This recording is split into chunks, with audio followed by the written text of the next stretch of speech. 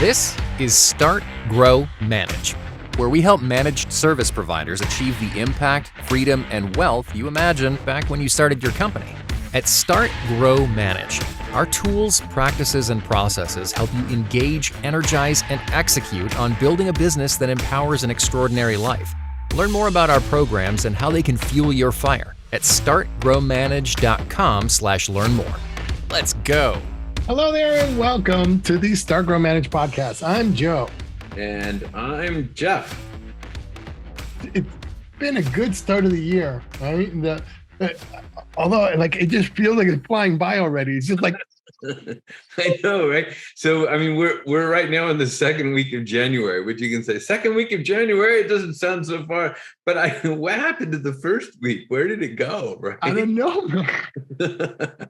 And I guess that's really why it's so important to have a good plan, know what you're working on. You know, it's so easy for time to just sort of go, and before you know it, a day is done, a week's done, a month is done, a year is done, you know, and if you don't set those stakes, that's well, I don't know, maybe everybody else gets stuff done, but if I don't have a plan, I don't think so, man. What I know for sure is that our new planning process seems to be working well. I know that, at least I'll speak for myself.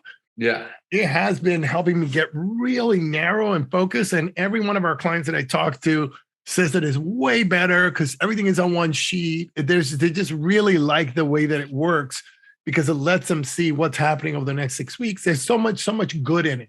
Yeah, no, I mean, I'm hearing that too, and then I'm also, you know, having a well-structured plan is really helpful. Help us really get our hands on the whole process here. Yeah, I feel really good about it. So even though it's flying by, I know what has to happen, and I know we're going to get stuff done. That's a state change because you know exactly what has to get done, which is good.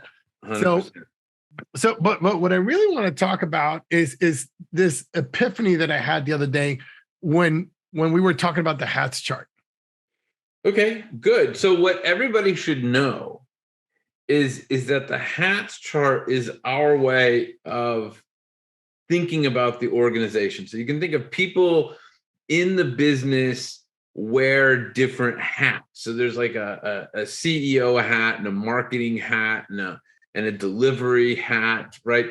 And you may have one person wearing all of these different hats, right? That just means like your CEO might be wearing a marketing hat and or a delivery hat. And that just means that he or she is playing that role in your company. So we've often used this idea of the hats chart as a way of thinking about the organization chart. And that's the problem.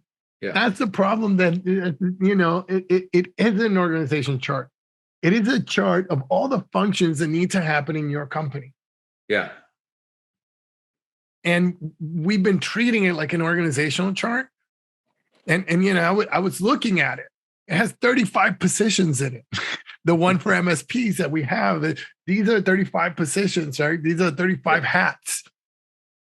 Now, one person might wear 5, 6, 7, 8, 10 of those hats, but we've been talking about it like it's an organizational chart, and it's been overwhelming for people. They look at it and they go, I have to hire all these people, but that's not what we're saying. Right. And it's and that's so the experience you had, right, is working with a client, and then they came back. And when we went through the hat chart as an organization, they're like, I don't understand it. I don't get it. What? How can I possibly get 35 people, right?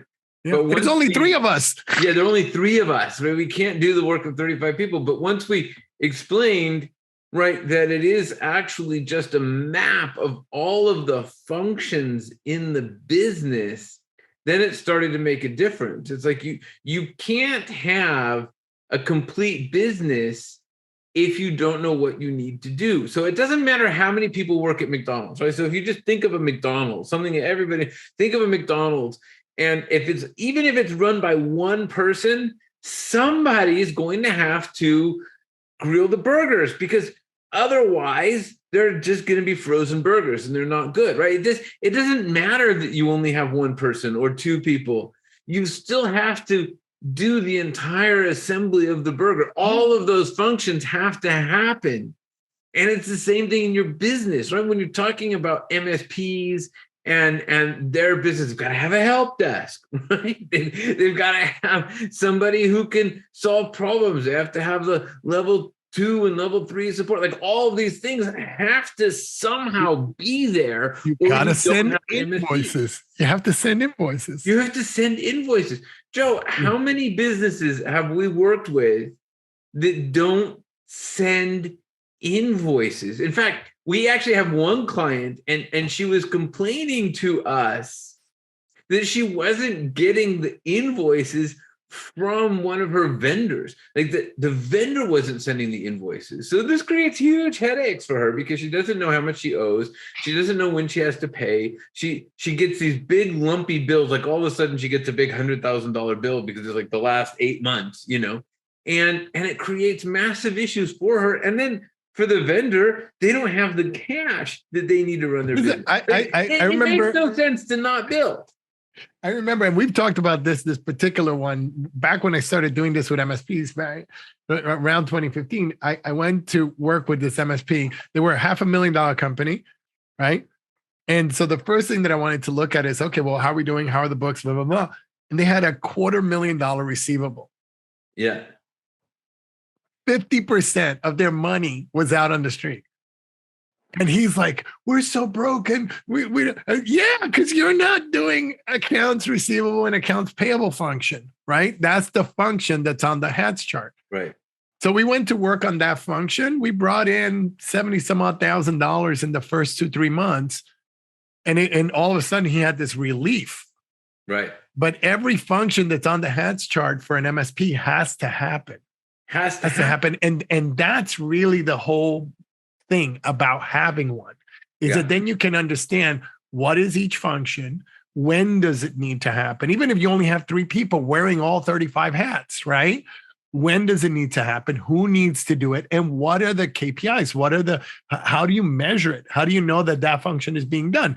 I know that if I have $250,000 in outstanding invoices, right, then that accounts receivable function is not being properly managed. So it may only take a half an hour of somebody's time to go make 3 calls, right? We're saying everything has to be a full-time job. No, all it took was... But that function has to be taken care of. And that's the value, even in small businesses, like you said, even 2 or 3 people, knowing all of the functions that have to happen. Because if you don't know them, then they're going to fall through the cracks. They're always going to fall through the cracks. So that's one thing, right? And so the other thing is that very often we'll come and work with a client and they're stuck. Right? Like they're stuck and they're like, they can't move forward. They can't make any more money than what they make. Or if they hire somebody, they lose that person and all that stuff. And often it's because the hats haven't been defined. Yeah. And so because the hats haven't been defined, they don't know what to do with the people because the functions are not clear. Right. And so they don't know they don't know how to measure the person's success. They don't know how to assign the work. They don't know what work to assign. So what the epiphany is really that. Pausing on that, because one of the problems that we see as well is people building the organization around the people.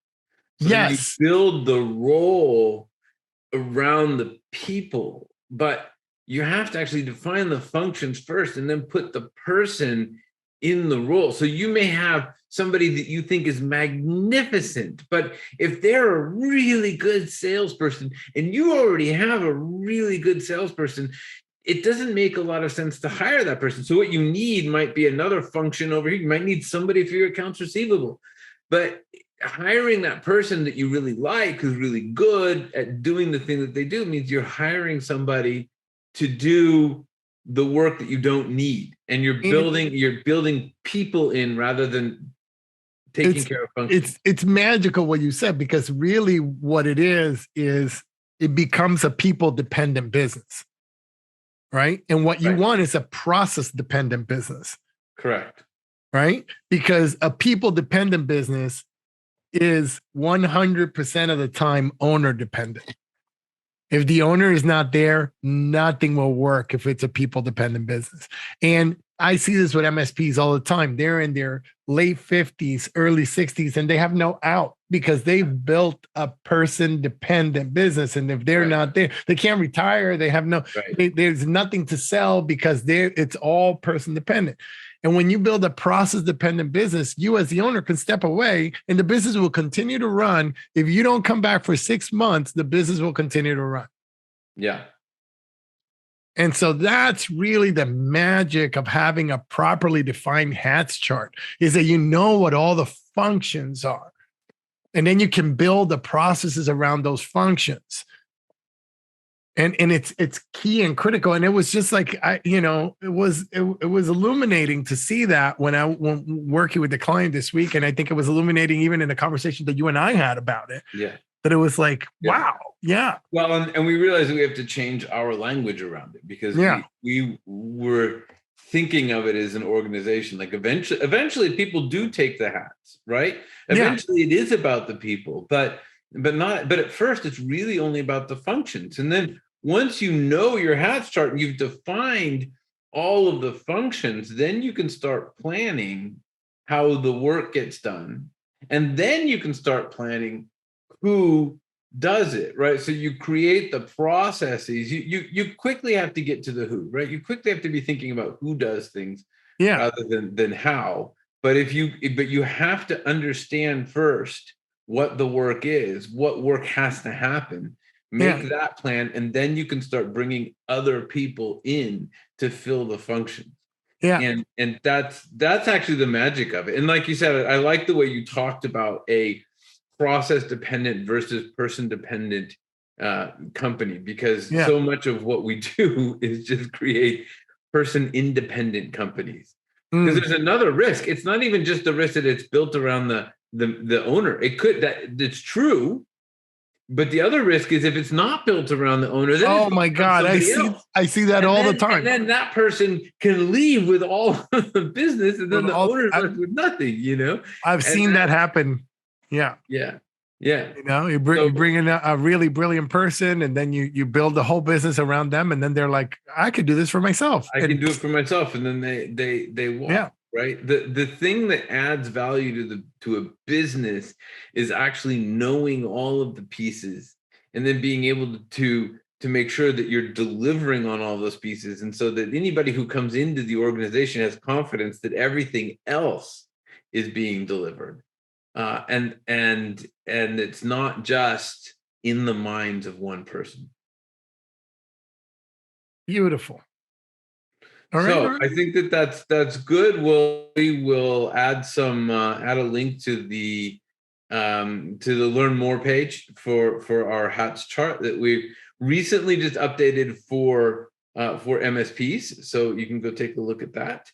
And then soon, Joe, we're going to talk about cybersecurity. I hope we have a conversation about that soon. We have something planned for that. And then good. And then I think maybe we should talk a little bit about the planning process. So so expect those to be coming up in the near future. And then on that, well, before we tell them, one of the things that I wanted to say is like we're gonna put together the perfect HATS chart for an MSP. So you can, when you're in the page, go look for that, because you're gonna love it if you're an MSP, so that you have all those things. Now, with that said, remember that you are loved.